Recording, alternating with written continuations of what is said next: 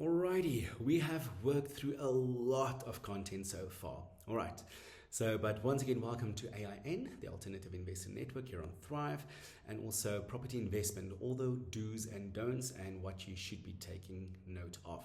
Alright, one of the biggest components that we need to keep in mind is how we do structure our business. So what are we looking at when we talk about risk, tax implications? What are the things that we need to keep in mind when we do structure our business, a property investment business? All right, so business structure and tax. So we work roughly in about the 4 pillars when it comes to structuring a business, specifically with property investment.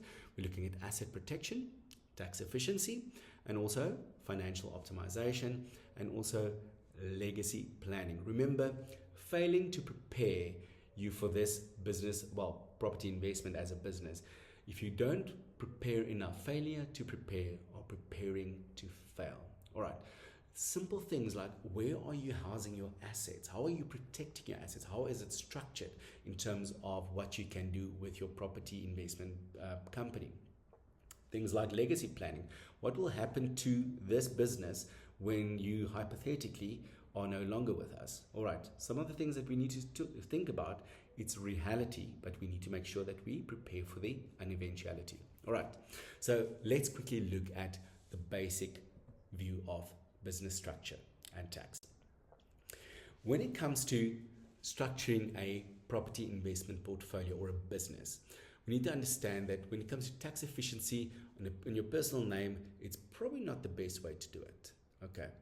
Financing efficiency, it's easy, it's not as complex. It is a bit admin complex on your personal, if you're structured in your personal name. It is not protected if you bought it in your own name. Also, when it comes to wealth generation, it will not be a suitable vehicle for you to generate wealth if you bought it in your own name. Not at all. So I want to say buying it in your personal name is really not the best option to do it.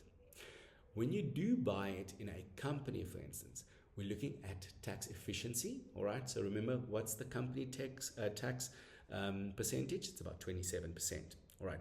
Versus if you go into super tax, which is 45% in your personal name. So we need to think about these components. All right. Financing efficiency, it's a bit more cumbersome because it's a lot more documentation and they need a lot more proof of the ownership of the company. It's admin complex. It's not really admin complex. It's really about just getting your bookkeeper to just submit all the relevant information and forms to the relevant bodies. Okay.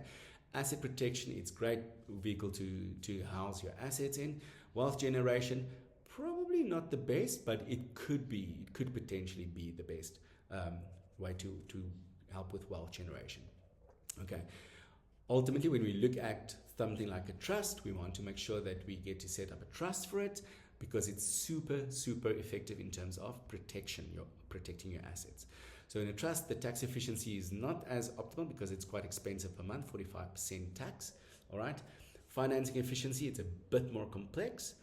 Admin complexity, it's very complex, but also your assets are protected and it's good for wealth generation. All right. Meaning you make your children or your partner the beneficiaries of the trust and they will get the benefit from it on the long run. Okay. But when we look at making sure that we buy assets, we need to understand that if you buy it in your own name, you'll get overexposed. All right. The bank will maybe give you 1 property. Maybe they'll give you 2 if you've got a good salary. But the moment you get 2 or 3 properties, if you buy in your own name, you will get to a point where you get overexposed and over-indebted when it comes to property. And banks will not give you property loan or financing again. All right. But when we look at something like a company where you stand surety as a director, they just look at your affordability. All right. As a director, and you'll be able to acquire property 1, 2, or 3 in that capacity. All right. So it's a different mindset that you need to get into. All right. Also, what you need to understand is that this is just, we're scraping the surface in terms of this. We want you to make sure that you understand that in our Property Activator program, we will help you in detail to find the right vehicles, tax, structure, risk, and protection. All right. So to help you as a property investor. All right. With a trust, if it's in a trust, assets are solely protected. It's very difficult to pierce that veil when it comes to risk and asset protection. And also, but the tax rate is quite high, 45%, which we need to consider.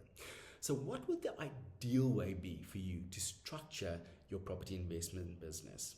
All right, simple as we advise you to create a trust. Trusts on that's expensive to set up, but you'll be able to create a trust. And in that trust, you hold the holdings company. And that holdings company can then have different companies underneath that, which will then have different property investment strategies on the long run. So let's say, for instance, you do student housing, then you have a company there for student housing. If your friend decides they also want to start something in terms of property, but they need to, or they want to joint venture with you, then you can actually have 50% of that company, special purpose vehicle company, can be held in the holdings company. All right, I know it's a bit complex. I know it feels like this doesn't make sense, but we will be able to connect you with the right person in terms of structuring your property investment company. All right, as I said, there's a lot of ways to look at this, but ultimately what you need to understand is that it's going to take you to make the best call in terms of what's going to work for you. Well, number one rule is always just do not buy property in your own name. All right, always buy it in a company, because it's really important to understand that that's the only way that you can protect your assets effectively, other than a trust. Okay, this is it on business structure and tax. Remember, when you join our network, we will give you up to 5 hours time with legal, risk, and also financial professionals that will be able to assist you on your journey as a property investment or practitioner, whatever, and you will be able to spend some quality time with them. Their going rate is about 3,500 Rand per hour, which is quite phenomenal in terms of how expensive it is, but you will get that for free. All right, 5 hours if you sign up, and that's through the AIN part of the subscription. Good.